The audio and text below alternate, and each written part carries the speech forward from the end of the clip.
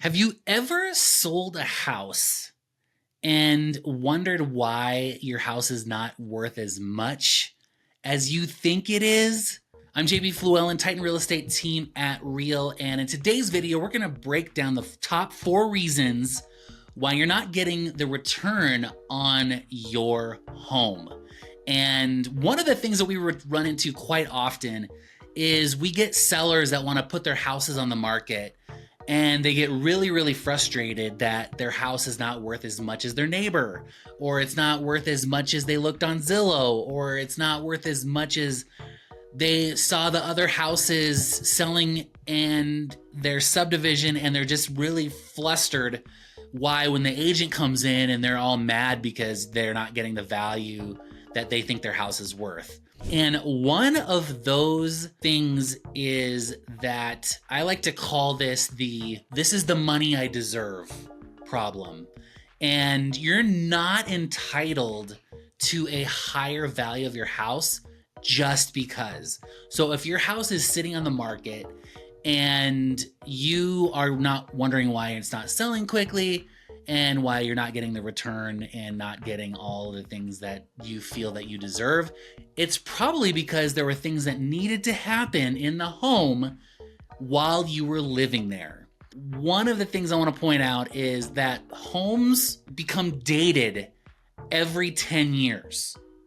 So if you're not doing those little things to keep your home relevant, then you're going to have problems getting that full value that should be in the house, but you're not getting because it's now dated. And that is one of the top reasons why when people go into a home and they're not feeling that warm, fuzzy feeling, it's because the house is dated. Number 2 is the little repairs. So those little repairs, like the sliding glass doors are scratched up from the animals, and the screens are ripped and the glass is all scratched up. It's probably because that sliding glass door needs to get replaced. It's the floors are all beat up because of the animals, or because you're moving furniture, or because you have tons of little kids or whatever. The floors are just all beat up and not resurfaced before listing. So taking care of those little repairs. The third thing is major improvements. So kitchens, you still have Formica kitchens, or the wood wrapped Formica countertops, or butcher block countertops, or you have old yellow oak cabinets.